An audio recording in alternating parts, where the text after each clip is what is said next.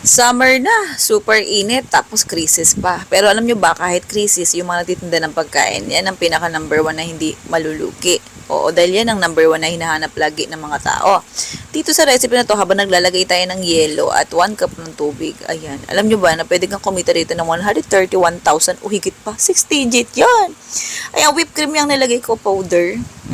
Dami, no? Kunti lang yan. Oo, pero tingnan nyo mamaya. Pakadami yan. Naalsa ng bongga.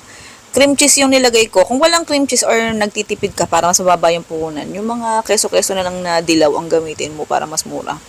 Oo. Medyo ignorante kasi lola niya sa cream cheese. So, gusto kong gawa ng recipe siya. At ang sarap kasi niya. Yan. Nilipat ko siya sa isang lalagyan. Mas malaki kasi nga, grabe umalsa. Oo. Tapos tumatalsik, matapon. Oo, kaya ayan, sinalin ko sa mas malalim. Yan, halu-haluin mo lang siya. Malalaman mo na pagka okay na, ayan o, kapag ka, oo. No, pag foamy na siya, pag mas malapot na. Pero, ayan, kung mapansin nyo kinamay ko, tinikman ko kasi ng lasa. Matabang siya. So, syempre, lagyan tayo condensed milk. Pero, syempre, wag mo naman ilagay yung isang buong dilata, ha? Ayan, ganyan lang. Tansyahin mo. Oo.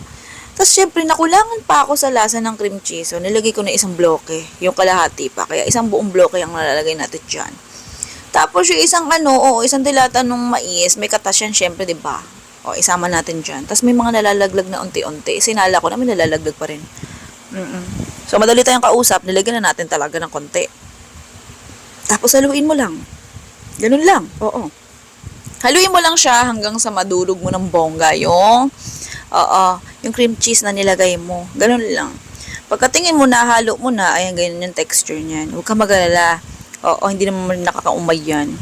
Kasing tamis lang din naman to ng mga drinks na nabibili mo. Pero, syempre, depende sa dami ng yelo ang magiging tamis niyan. Kaya kahit damihan mo ng yelo to, mas okay. Tapos, sa condensed milk, nalagay ako dito, mga kalahating kutsara, bawat cups. Yung sa cups na ginamit natin dito, lagay ko na ng link kung saan mabibili. Yan yung pinaka-smaller size eh.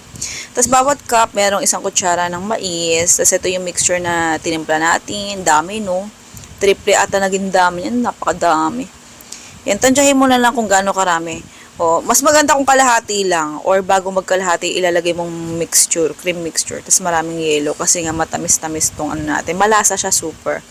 Tapos, syempre, para mas maging super creamy talaga yung recipe natin na to, naglagay pa ako ng milk powder sa ibabaw at saka grated cheese. Kaya, double cheese corn yung recipe natin. Bongga, diba? Nag-iisip kasi ako ng recipe na, paano ako makakabuo ng recipe, dessert, gamit yung mga, kung ano lang yung recadong meron ako dito. Kadalasan ng mga recipe natin, ayan, wala pa sa iniisip nyo. DIY. Sariling gawa lang ng lola nyo. Okay, kaya kung gusto mo i-try ito, push mo na yun. Ang sarap nito. Oy! Oo, para kang bumili sa labas. Kahit damihan mo yung yelo, masarap.